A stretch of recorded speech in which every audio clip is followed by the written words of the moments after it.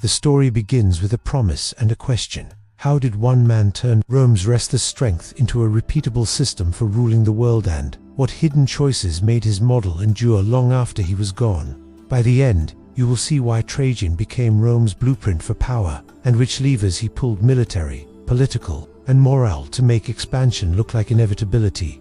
Where Domitian hoarded titles, Trajan spread visibility. He walked without an escort thick enough to bruise the streets. He dined in public, answered petitions, and let the Senate breathe. He kept the title princeps, the first citizen, and made it more than a word. The city felt the temperature drop. The army felt the leash loosen, yet not slip. The provinces felt a pulse from Rome.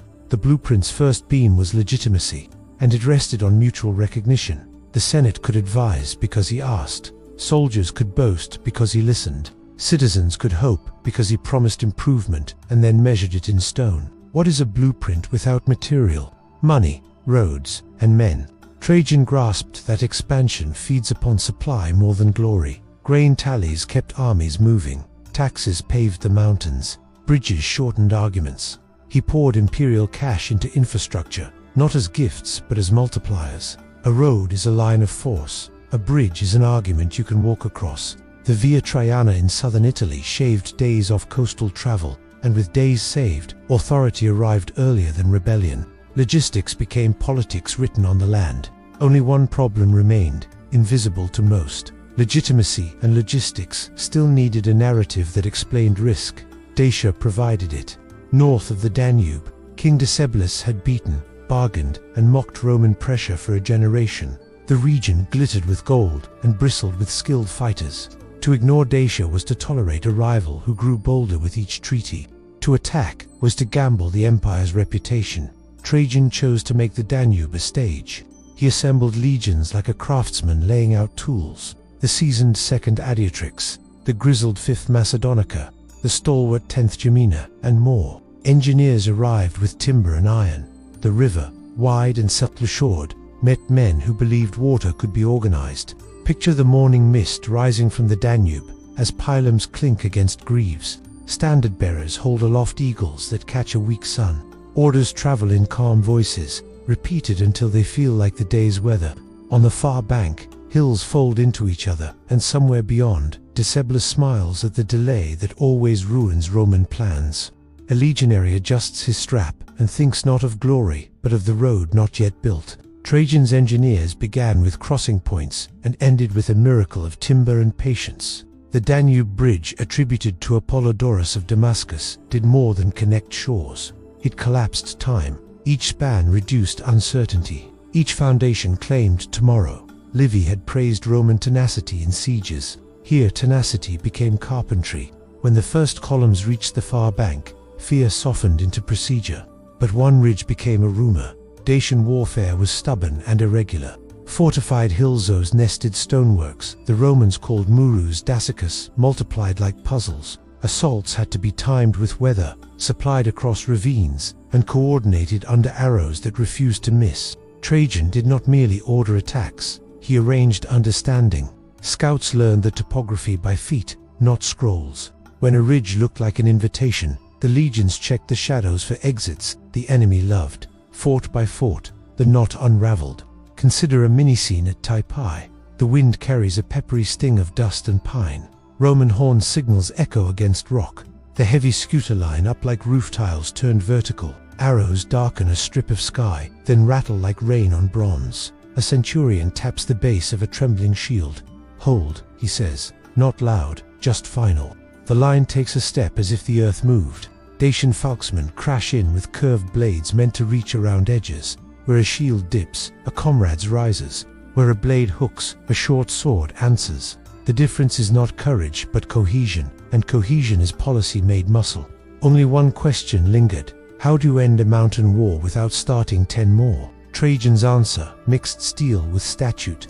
After the first campaign wrested concessions, he judged them temporary and returned for the second. Sarmizagetus, Decebalus's capital, sat high with cisterns cut into rock and hope stored in steepness. He ringed it with camps, severed supply lines, and sent sappers where ladders failed. When a hidden water conduit was found and broken, the city learned what inevitable feels like.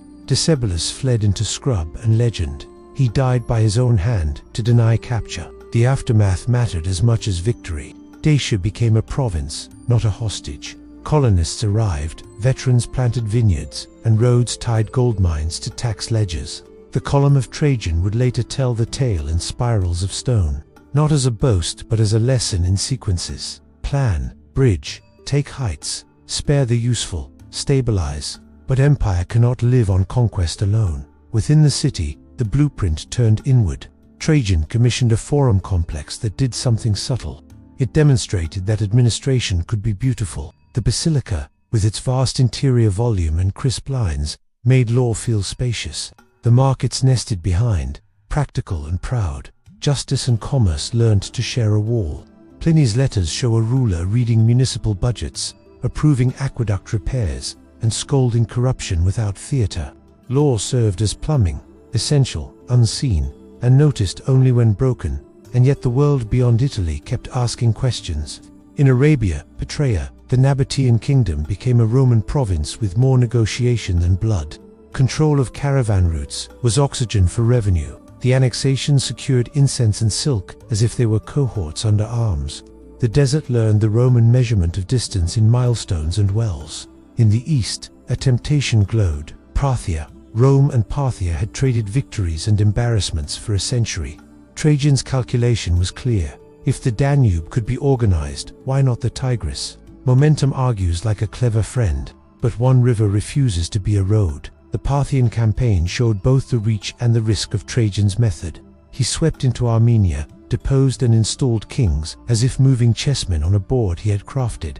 He took Seleucia and reached Ctesiphon, a prize with a name that tastes like distance. The Tigris gleamed with heat that made bronze sting to the touch. The men marched through reed beds that whispered of ambush. Success seemed total. He even accepted the title Parthicus. Then the rivers argued back.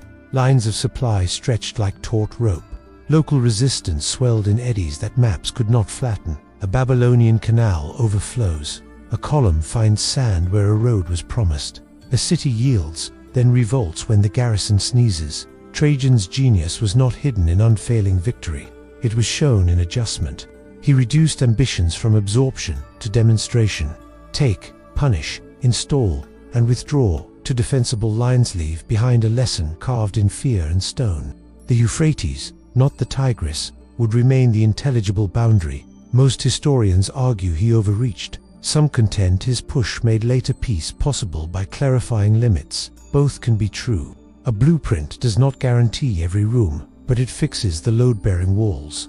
Meanwhile, Rome at home felt different. The alimenta, a program to support Italian children through public funds and interest from land loans, stitched welfare to patriotism. It was modest by modern standards and sometimes more symbolic than transformative, yet the symbol mattered. The emperor presented himself not merely as a conqueror but as a caretaker. Inscriptions advertised participation. Towns felt noticed. Elites were invited to exhibit generosity at scale. A system that feeds recruits today trains loyalties tomorrow. But one expectation threatened to spoil everything. Emperors love flattery more than criticism. Trajan managed that appetite like a general rationing wine. He allowed praise but demanded that it remain tied to performance. Pliny's panegyric glows, yet inside it are checklists. Transparency, legal predictability, accessible justice. Even when the rhetoric reddens, the content insists on conduct. Trajan accepted the title Optimus, the best, not as a divinity but as a standard. To be the best, you must be measured.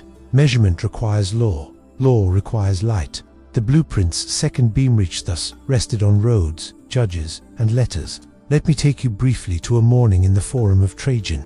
The sun pours over the hem of the basilica's roof and pools on the marble floor. Petitioners cluster beneath statues of conquered Dacians carved in melancholy dignity. A magistrate reads a docket aloud, voice level, vowels clipped by training. A veteran limps in with papers for a land grant. A merchant disputes the width of a right-of-way. A widow asks that a corrupt collector be replaced. No one thinks the emperor will hear them personally, but everyone believes the system might. That belief is the empire's quiet treasure. Only one mystery remains unresolved. How did Trajan make the army love him without fearing his peace? He kept them busy, paid, and proud. Decorations were earned openly. Campaigns had clear objectives and visible bridges. Veterans saw land, stone, and citizenship congeal into a retirement worth bragging about. The standards returned home not as dusty trophies, but as ambassadors of competence. When Trajan entered Rome in triumph, he did so as a commander who had walked in their ranks yesterday. The boundary between emperor and officer thinned. The boundary between army and state thickened. That trade kept coups shy. As years shortened, the question of succession loomed. A system collapses if it requires the same man twice. Trajan, whether by plan or convenient narrative, left the empire to Hadrian, a relative and talented administrator with a different temperament. If Trajan was the forward step, Hadrian would be the planted foot. The blueprint's final beam was restraint, codified as policy. Expansion had proven the method. Consolidation would preserve it. Rome learned to value borders as infrastructure rather than insults. The empire exhaled without relaxing. Now we return to the promise. How did Trajan turn Rome's strength into a durable model? He fused three elements into habit. First, legitimacy earned in daylight through Senate respect, public access, and visible service. Second, reach built on roads, ports, bridges, courts, and letters, where logistics doubled as law. Third, restraint add, when addition multiplies stability. Decline, when acquisition divides attention. The Dacian victory funded the Forum that advertised justice. The Forum trained expectation that made taxation cooperative.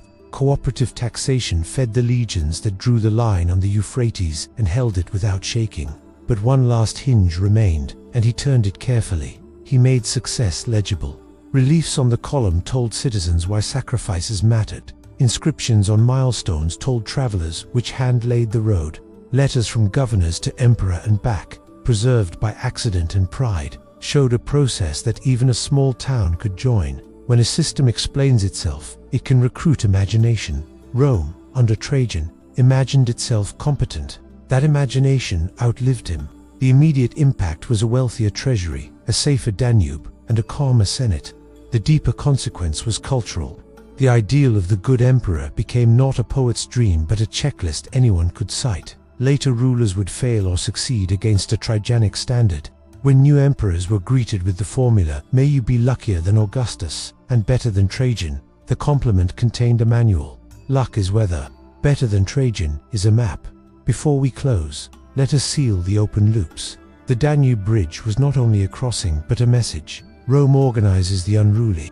The Dacian Wars were not only victories but investments, converting gold into governance. The Parthian venture was not only ambition but a hard lesson in limits, teaching later rulers where the world bends back.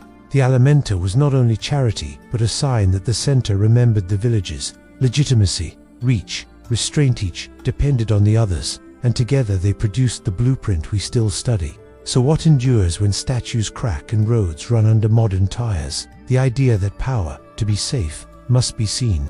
That law, to be loved, must be swift. That growth, to be useful, must be governable. Trajan made these ideas ordinary. That is why his name rides with Optimus, not as thunder, but as a steady drum. If you walked today along the remnants of his forum and traced a finger on the cold marble of a Dacian captive, you would feel the paradox he understood. Mercy after mastery makes memory kinder. Rome kept the provinces quieter by giving them a shape inside the empire. Shape is dignity. Dignity is cheaper than garrisons and far more persuasive. You wanted to know how one man left a blueprint rather than a legend. Now you have the plan. Claim legitimacy in public, extend reach through logistics that double as justice, and practice restraint where geography and culture demand it. Trajan did not discover these truths. He arranged them so cleanly that later emperors could read them. Some ignored the signs and paid with unrest. The best traced the lines with steady hands. If you felt the gears, sinking the bridge rising, the mountain fort falling, the basilica filling with voices, you have seen the mechanism. Rome is not merely conquest, it is continuity engineered. That engineering was Trajan's art. Tell me, which beam of the blueprint do you think mattered most where you live today? Legitimacy that people can see, reach they can use, or restraint they can trust? Share your view below, then like and subscribe for weekly episodes revealing the pivots that shaped Rome. Your support helps us keep every promise we open at the start of each story. If you want to keep the thread unbroken, The next episode will follow the blueprint into its cautious revision under Hadrian, how a builder became a gardener without letting the walls thin. Stay with me, because the map you learned today will tilt, and the turn will explain why Rome's power lasted